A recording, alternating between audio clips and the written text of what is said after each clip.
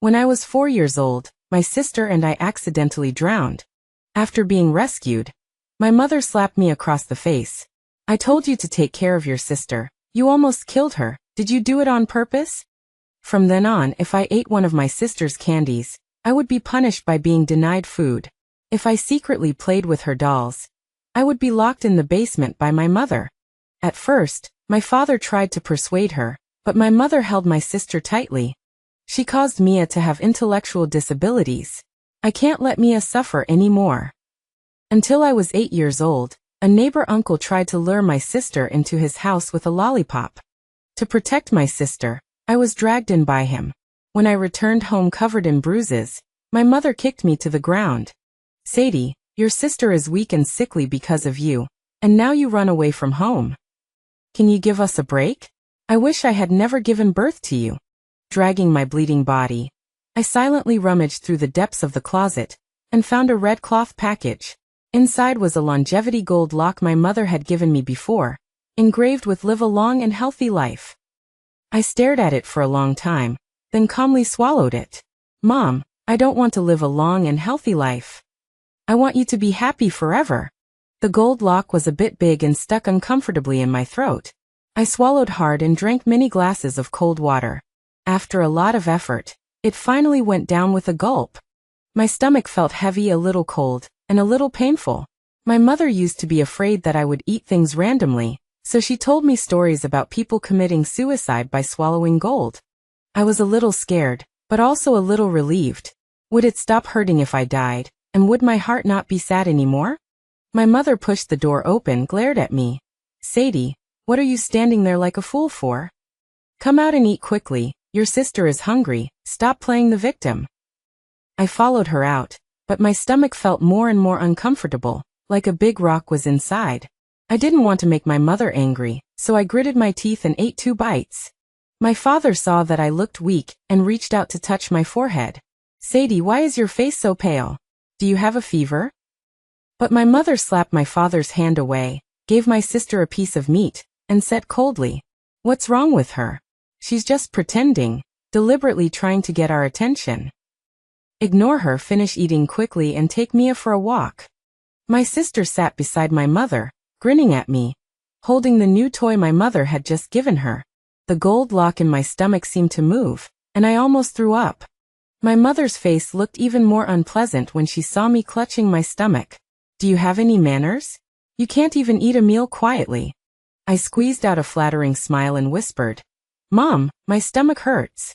If you don't want to eat, go back to your room and stop getting in the way. My father opened his mouth, but in the end just sighed. Before going out, my mother told my father, ask Mr. Roberts next door to keep an eye on Sadie. I felt a warm current in my heart. Maybe my mother still cared about me. But the next second, my mother looked at me impatiently. Don't let her cause any more trouble. Haven't we been burdened by her enough? She wasn't worried about something happening to me while I was alone. She was afraid I would cause trouble. But I didn't like Uncle Roberts. He made me hurt so much. My father said a few words to Uncle Roberts, and Uncle Roberts walked over with a smile on his face. Sadie, go to Uncle's house and watch cartoons. My mother said coldly beside me.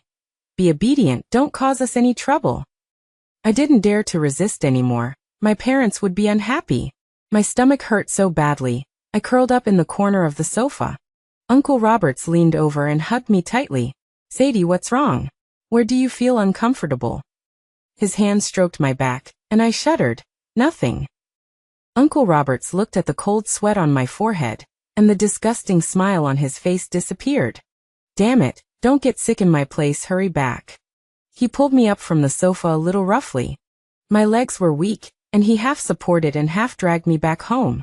Uncle Roberts put me on the bed, threw the blanket over me haphazardly, covering my head. He said in a particularly fierce tone, when your parents come back, say you were too sleepy and fell asleep yourself, understand? Don't say I did anything to you. Even if you do, no one will believe you. Actually, even if he didn't say it, I wouldn't tell my parents. Before, I was bullied by the boy across the street, but my mother said I was ignorant, trying to learn bad things at such a young age. I bit my lip hard under the blanket to keep myself from crying. The blanket was very thick, and I couldn't breathe very well, but I felt cold all over. I heard my parents coming back with my sister outside. My sister was giggling. "Mom, I want to hear a story." My mother's voice was so gentle. I hadn't heard it in a long time. "Okay, Mommy will tell a story to my little princess." Their laughter was so beautiful, like the music box that my sister liked the most. But that music box, my mother never let me touch. I heard Uncle Robert say in a low voice in the living room. Sadie was tired from playing. I saw she was too sleepy, so I sent her back to her room to sleep. My mother seemed to say, "It's good she's asleep so I don't have to get angry looking at her." My father seemed to say something, and my mother raised her voice again. "She's just a debt collector. If she was the one who died, our Mia wouldn't have become like this." I couldn't hear the rest of the words. I was under the blanket, in the dark. My stomach hurt so much, more than when my mother hit me. There seemed to be a bloody taste in my throat. "Mom and Dad, I feel so uncomfortable. Gold doesn't taste good at all. If I fall asleep, will you come and take a look at me?" When dawn broke, my stomach didn't hurt anymore. The bloody taste in my throat was also gone. I felt so light. I had become a mermaid bubble from the fairy tale my mother told. I floated out from under the blanket. It was so fun. I could see my little bed.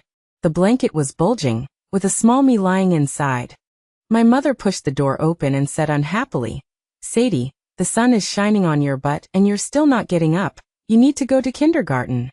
I waved to her from the ceiling. "Mom, I'm up, I'm right here." But she couldn't seem to hear me or see me. My mother stared angrily at the bulging blanket on the bed. My father also came and stood at the door sighing. Let her sleep a little longer. She didn't seem to feel well yesterday. My mother turned her head and yelled at my father. "What's wrong with her? She's just lazy, pretending to be sick so she doesn't have to go to school. Look how well-behaved Mia is, she's already dressed herself." My sister jumped and ran to the door shouting, "Lazybones sister." I really wanted to tell my sister that I wasn't a lazybones, and that I didn't have to sleep anymore. But they couldn't see me, and they couldn't hear me speak. My mother walked angrily to the bed, and I quickly floated down, wanting to hold her hand. But my hand passed through her arm. She didn't even lift the quilt to look, still complaining. Such a bad sleeping posture, wrapping the quilt so tightly. Mom took the empty water glass from my bedside table, and hummed, "You've drunk all the water, so it seems like nothing's wrong." I floated through the wall into the living room and saw Dad go to open the door. Uncle Roberts peeked in cautiously and asked, "Where's Sadie? Why hasn't she made a peep today?" Mom stuck her head out from the kitchen. "She played too hard yesterday and can't be woken up." Uncle Robert seemed relieved and quickly ran off. He must be afraid I'd tell Mom and Dad that he hurt me, but I won't say anything now. Sunlight shone in, but I didn't seem to feel any warmth. I was cold all over. In the living room, Mom and Dad were watching cartoons with my little sister. I leaned against the doorframe, watching them. Dad glanced at my room. "Sadie hasn't eaten anything all day. I'll go wake her up." Mom immediately interrupted him. "Starving for a meal won't kill her. She's just taking advantage of your soft heart and manipulating you. She's so scheming at such a young age. Just ignore her and see how long she can sleep." My little sister imitated Mom, waving her little hand. "Sister naughty." No one came to check on me. "Mom, I wasn't being naughty. I really am awake. See, I've been floating around here for so long. It's just that me lying in bed, she doesn't seem to want to wake up." In the afternoon, my kindergarten friend Sophie came to find me. Sophie held up a doll and said shyly, "Auntie, is Sadie home? This is a gift my mom and I bought for her." Mom's face changed instantly, becoming very ugly. She blocked the doorway, not letting them in, her tone hard and stiff. "She's fine, she just doesn't want to go to kindergarten, and is throwing a tantrum pretending to be sick." Sophie's mom was a little embarrassed and said softly, "Sadie's mom, I think Sadie is pretty well behaved." Sophie was bullied at kindergarten, and Sadie got hurt protecting her. Mom seemed to be triggered, her voice rising to a shriek. "What do you know? She wants to destroy this whole family. Sadie is a demon. She harmed her little sister. If she were half as worry-free as other people's kids, I wouldn't be so tired." Sophie was frightened and cried, and Sophie's mom, with a displeased expression, hugged her and left. Mom closed the door. her chest still heaving violently, muttering to herself. She never listens, you've all been fooled by her. I floated next to Mom, watching her distorted face, feeling a little sad. Mom, I also want to be a well-behaved child that doesn't cause you any trouble. Dad came into the bedroom once. He stood by the bed for a long time. He sighed and said softly, Sadie, Dad knows you've been wronged. But your mom is on the verge of a breakdown because of your sister. She's also very sad inside. He wanted to reach out and touch me, his hand stopping in midair, and finally he withdrew it. Dad pulled the quilt up a bit for me. You won't be sad when you're asleep. Dad will make your favorite fried eggs tomorrow. He turned and left, his back looking hunched. Dad, I'm asleep, I'm not sad anymore. But I probably won't be able to wait for tomorrow's fried eggs. Before going to bed, Mom came in to look at me, complaining. I really owe you, you were born to be a debt collector. All you do all day is sleep. Even a cat or dog could be more entertaining. She walked to the bed. How much I wished she would anxiously feel my forehead and pick me up like she did when my sister had a fever. But she just poked my shoulder hard through the quilt. Sadie, stop pretending. Get up now. I didn't react at all. Mom frowned tightly. You're pretty stubborn, aren't you? Well, stay asleep forever if you have the guts. My little sister was frightened by the sound of her slamming the door and cried, saying she was scared. Mom hugged my little sister and walked past my bedroom door, gently humming a song. The moon is bright, the wind is calm, the leaves cover the window, my baby closes her eyes. She used to hum that song to me too. Before my sister was born, she would rock me and say I was her little darling. But that was so long ago, it feels like a lifetime ago. The next day at noon, I still hadn't gotten out of bed. Mom was a little anxious. That dead girl wouldn't really be sick, would she? She won't wake up no matter how I call her. Dad was also a little nervous. I'll go take a look. But Mom changed her mind again and stopped him. What's there to see? She's just faking it. Going now is exactly what she wants. They thought I was throwing a tantrum with my silence. But Mom and Dad, I'm not throwing a tantrum with you. I just have no way to wake up anymore. Today, things at home are a little different. Mom bought a beautiful cake, with pink flowers on it. I remember, it's my little sister's birthday today. It's also my birthday. My sister and I were born on the same day. Mom used to always smile and say it was sisterly fate. Later, she said I was too unlucky, bringing misfortune to my sister. Many people came to the house, grandparents on both sides. They brought many gifts, all for my little sister. Beautiful dresses, new dolls. No one remembered that today was also my birthday. And no one asked, where's Sadie? My little sister ran around the living room in her new dress, like a little princess. Everyone was laughing, praising my sister for being cute and clever. Mom smiled especially happily, her eyes narrowed into slits. I also smiled. That's great. Mom is finally happy. Grandpa suddenly remembered something and asked, why haven't I seen Sadie? Mom's smile vanished instantly, and her tone became impatient. Don't mention her. She's throwing a tantrum in her room, refusing to get out of bed and eat for days, deliberately trying to make things difficult for us. Don't let her come out and spoil the fun on such a great day. Grandma sighed. That child, she's a little stubborn. And then no one mentioned me again. When cutting the cake, my little sister said loudly, save a piece for sister. Mom kissed my sister. Armia is so kind, still thinking about her sister. She doesn't deserve to eat Mia's birthday cake. Dad was silent for a moment, then stood up. Let's still take a piece to the child. She hasn't eaten anything for 2 days. Mom glared at him. Don't go. She's just using this method to protest, wanting us to coax her. If we give in today, what will happen in the future? Dad looked at Mom's angry expression and slowly sat back down. Birthday songs were being sung outside. Happy birthday to you, happy birthday to you. It was for my little sister. The singing was so loud, it made it hard for me to sleep. Mom, you see, I wasn't being naughty. I didn't protest. I made things easier for you. I'll never eat my sister's candy again, never play with her dolls, and never make you angry again. The cake was finished, and the guests were about to leave. My little sister ran to her room with a pile of gifts. Passing my door, she hesitantly walked to my bedside. Sister, wake up, let's play with dolls. Accidentally, the doll rolled under my bed, and my little sister burst into tears. Mom was the first to rush over.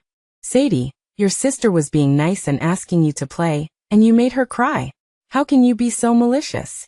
Mia, be good, don't cry, Mom will get it for you. She lay on the ground and reached under the bed to feel for the doll. She found the doll, and she also found the red cloth bundle. Mom pulled it out. The red cloth bundle came apart, and the piece lock was gone.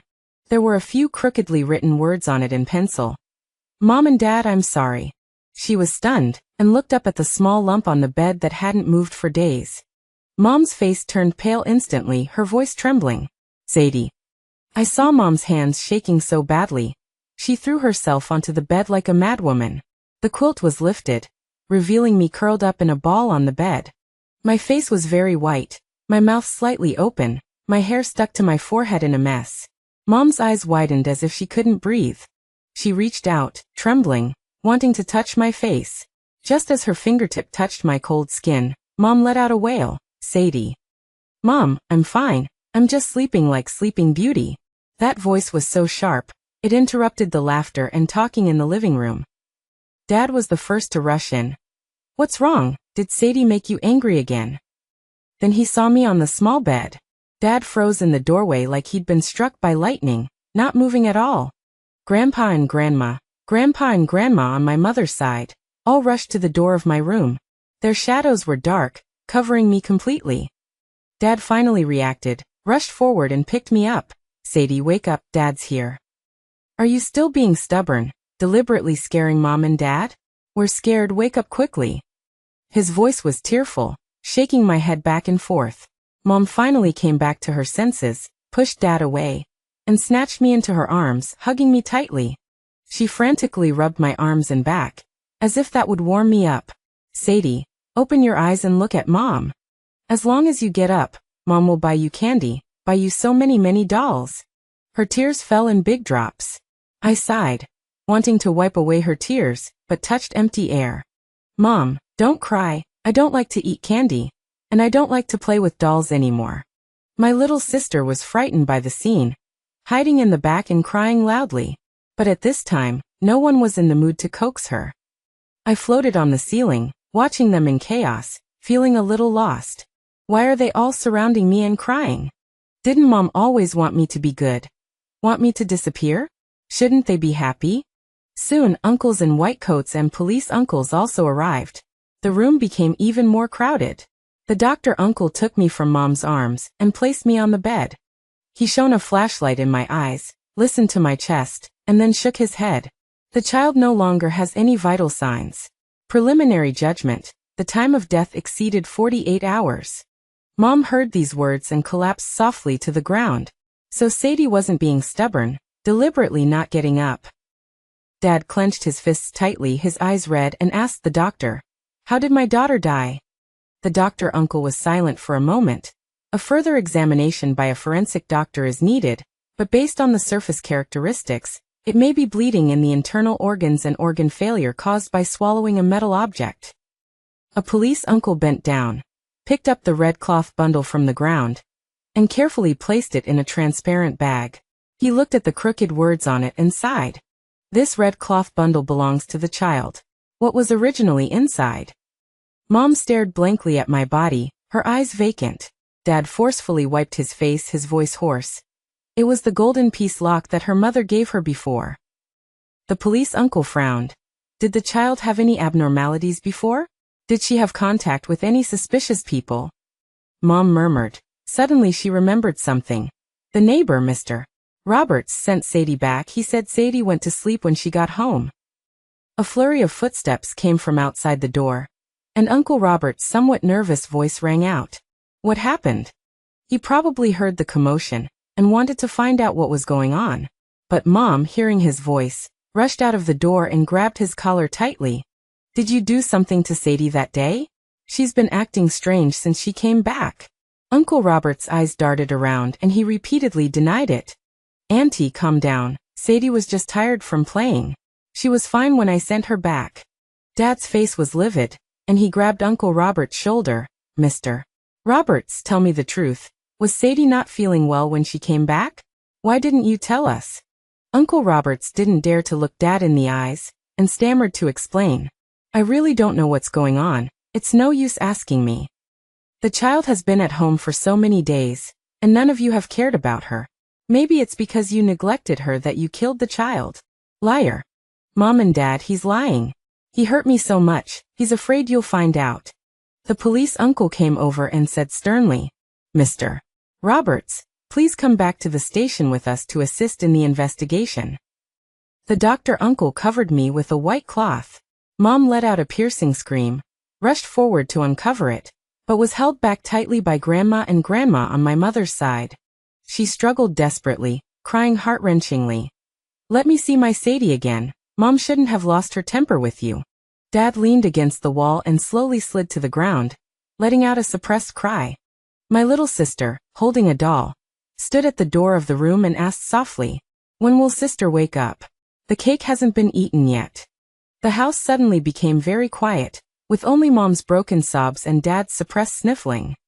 Grandpa and Grandma on my mother's side, put my little sister, who had cried herself to sleep, to bed with red eyes. But I didn't know why they were so sad. After who knows how long, Dad received a call from the police uncle. He supported Mom and rushed to the police station. The police officer who received them was a bit stern, and after a moment of silence he spoke. Mr. Roberts confessed some things. Mom raised her head, her face covered in tears. Did he admit it? Did he kill my Sadie? The policeman sighed. That night, the child was already very uncomfortable at his house. He was afraid of taking responsibility, so he rushed her back, even lying and saying she was asleep. He paused, his voice even lower. He also confessed that he had improper conduct with the child. But after the autopsy, the child did commit suicide by swallowing gold.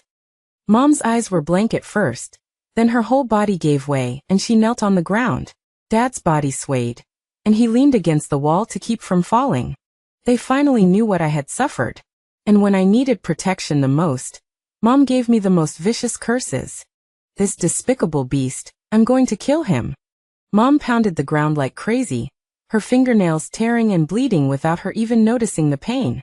Dad's eyes were bloodshot, and he was shaking all over. Bastard, I'm going to slaughter him. The police officers quickly stopped them. Uncle Roberts was being escorted through the doorway by 2 policemen, and heard Mom and Dad's curses. He revealed a mocking sneer. I'm a beast doomed to a terrible death, but how much better are you? Sadie was bullied by little boys and covered in injuries. Her mom came up and kicked her, and the dad didn't say a damn thing. This time I sent the child back and told you she was asleep. Did any of you fucking lift the covers to take a look? For 3 whole days, you left her lying there, turning cold. If you had shown her a little concern, would she have ended up like this? The only reason I dared to touch her was because no one was backing her up. Uncle Robert's words deeply stung Mom and Dad's hearts. He was dragged away, but the cursing seemed to still echo in the room. Dad's voice was somewhat unsteady. I remember now, the day Sadie came home, her clothes were torn, and there were bruises on her neck. Her eyes were tearful, as if she had been wronged, but I didn't ask anything. When you were scolding her, I was even thinking that it was good to discipline the child for being disobedient. If I had noticed she was uncomfortable earlier and taken her to the hospital, Sadie wouldn't have died. Mom's body trembled violently. It's all my fault. Sadie even told me her stomach hurt. I said she was pretending to be pitiful and told her to go back to her room. I saw the bloodstains on her skirt, but I really thought she had scraped herself while playing. We don't deserve to be her parents. How sad must Sadie have been to swallow gold and kill herself? My daughter must have been in so much pain. I shouldn't have been so fierce and scolded her. I looked at them and suddenly remembered some things from a long time ago. Back then, there was no younger sister yet. Mom would hold me in her arms and braid pretty little braids for me. Dad would let me sit on his shoulders and take me to see plays. When they came home from work, they would magically pull out candy or dolls. Every time Mom scolded me, I wouldn't feel sad when I thought of those scenes.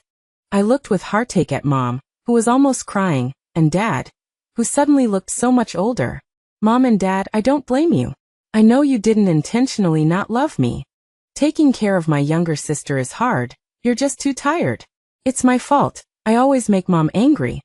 If I had watched my younger sister carefully and not let her fall into the pool, it would have been better. I'll never make you angry again. You can love only my younger sister, only take care of my younger sister. That way you won't be so tired, right?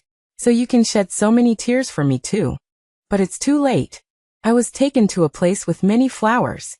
Like in the TV dramas, many people came to see me off. Dad and an uncle wearing black clothes put a very small wooden box into the cemetery. Mom was being supported by Grandma, barely able to walk. Her eyes were fixed on the little box, and she kept muttering, "Sadie is afraid of the dark. Won't she be suffocated in the box?" Dad gently used a soft blanket to pad the bottom of the box, as if afraid of it getting bumped. Soil was gradually piled on top, covering the light-colored wooden box. And also covering Sadie, who would never cry in pain again. Mom didn't cry out as she had before. She stared blankly at my photo on the tombstone. In that photo, I was smiling so sweetly, and my cheeks were chubby. I didn't go down with that little box. It's too dark there. I still like places with light. But from that day on, the house changed. Mom stopped scolding people. She rarely spoke. She always sat on my little bed, repeatedly stroking the pillow I had slept on, and folding my old little clothes. Sometimes, she would suddenly raise her head and say to the empty room, "Sadie, it's time to eat. Sadie, stop playing, come home quickly. Mom bought you a new hairpin, come and see if you like it." Every time she talked to the air, Grandma would grab her hand with red eyes. Mom would angrily shake her off. "Don't be noisy, Sadie is sleeping." She seemed to be living in another world. In that world, I was still there. Dad also became more silent. He would sit on the sofa in the living room after work, smoking one cigarette after another, staring blankly at the door of my room, until Mom went to the cemetery to sit with me for a day, leaving my younger sister alone at home. Dad and Mom had a big fight. "Helen, do you remember how Mia drowned in the first place? You took the two children to the pool to play, and you went to buy a drink because you were thirsty. You let Sadie, a 4-year-old, take care of 2-year-old Mia. You could have brought them with you. All these years I've been afraid you were under too much pressure, so I've never blamed you. But you shouldn't have shifted your mistakes onto Sadie, hitting her, scolding her, and venting on her. Now that Sadie is gone, do you want Mia to repeat her mistakes?" Mom was silent with a pale face, not refuting a single word. After that day, the atmosphere at home dropped to freezing. My younger sister seemed to sense something. Sometimes she would rub against Mom and ask in a small voice, "Mommy, where did older sister go? She's been sleeping for a long time. Is older sister unhappy? I'll let her play with my new doll." Every time my younger sister asked about me, Mom's tears would fall without warning. Dad would turn his head away and forcefully close his eyes. I felt so sad watching them like this. I didn't want to see Mom talking to the air, and I didn't want to see Dad constantly smoking. I floated in front of my younger sister and waved at her with all my might. "Younger sister, I'm here."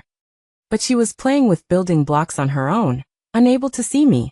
I persisted for a long time, calling her with all my might. My younger sister suddenly raised her head, her big, bright eyes looking at the place where I was floating. "Older sister?" I was extremely happy and floated around her.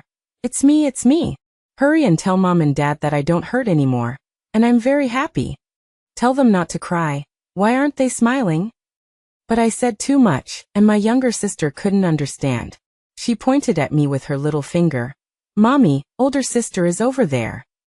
Mom excitedly looked in the direction my younger sister was pointing. "Sadie, you've come back to see Mommy, haven't you?" She reached out her hand, grabbing randomly in the air, her gaze passing through me, landing on the empty wall.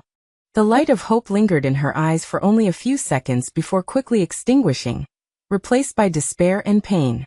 Mom looked at the excited younger sister, her voice hoarse. "Mia, don't talk nonsense, your sister won't be coming back." She thought her younger sister was lying.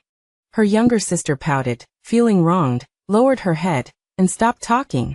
In the whole house, only my younger sister could occasionally sense me. I floated over to Dad again, wanting to help him blow away the unpleasant smell of smoke. "Dad, don't smoke, it's bad for your health." I knew he couldn't hear me, but I still wanted to say it. He didn't react, just mechanically lit another cigarette. I was a little anxious, wanting to snatch the cigarette from his hand. I pouted and blew hard, extinguishing the newly lit cigarette. Dad's eyes turned red. I knew he was reminded of the games we used to play. I used to like to be mischievous like that, tiptoeing and blowing out the cigarette, gleefully watching him flustered. Then he would laugh and prick my face with his stubble, calling me a little rascal. But now he lowered his head, his shoulders shaking uncontrollably. At night, Mom sat on my small bed again, lost in thought. She gently hummed that lullaby. As she hummed, she cried, tears running down her cheeks and dripping onto my pillow. I lay down next to her, wanting to nestle in her arms like when I was little. But I couldn't touch her. I could only lean against her faintly, saying softly, "Mom, I'm here with you." The leaves outside the window turned green and then yellow, yellow and then green. I was still floating around the house, and the house seemed to have returned to normal. My younger sister's blood clot in her brain was cured by a foreign brain specialist, and now she can carry her little school bag to school. Mom never scolded anyone again. She always spoke very softly, as if a louder voice would startle something. My room had never been touched, the small bed and desk kept in their original state. Mom would go in every day and carefully wipe it clean, spotless. It was as if I had just gone out to kindergarten, and would be back in the evening. She bought me many beautiful dresses and cute hair clips. But she didn't allow anyone to touch them, not even my younger sister. Once, my younger sister curiously wanted to touch a new dress, but Mom snatched it back. "Don't touch it, this is for your sister to wear when she comes back." My younger sister was so scared that she cried. Mom then woke up, hugging her younger sister and crying bitterly together. Dad spoke even less, and stayed in the study after he came home from work. There seemed to be an invisible wall between him and Mom. My younger sister grew up a little, and she no longer asked about me as often as she did when she was little.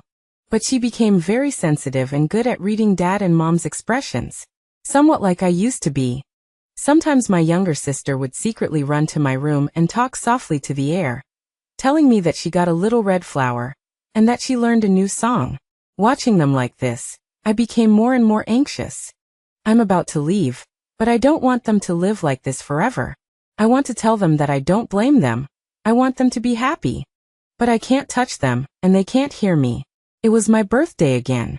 Also my younger sister's birthday. Dad and Mom bought a cake and stayed in my room all day. My younger sister was well behaved, reading picture books on her own, and the house was eerily quiet. I felt like I was disappearing little by little. I gathered all my remaining strength and floated in front of my younger sister. "Sister, look at me." My younger sister seemed to sense something, and she looked up and around blankly. I floated to the window, where a string of wind chimes Mom had bought a long time ago was hanging, which hadn't rung for a long time. "Sister, look at the wind chimes." The wind chimes suddenly rang crisply, sounding especially clear in the quiet room. My younger sister opened her eyes wide in surprise. Dad and Mom were also startled and came out of my room, looking at the window with red eyes. The wind chimes were still ringing without any wind. I started singing, and my younger sister hummed along haltingly. "The moon is bright, the wind is still, the leaves cover the window." Mom looked at her younger sister, and then at the strange wind chimes, and understood something. She didn't break down and cry like she used to, but let her tears flow silently. Dad walked to Mom and put his arm around her shoulders. Mom rested her head on Dad's shoulder. "This is so good." Although there were still tears and sadness, it was as if a crack had appeared in the thick ice. "Mom and Dad, don't cry. I don't hurt anymore." The sound of the wind chimes gradually weakened and finally stopped. My vision became increasingly blurred. "Goodbye, Mom and Dad and my crybaby sister. You must eat well and sleep well. Don't shed any more tears for me. This time, it's really goodbye."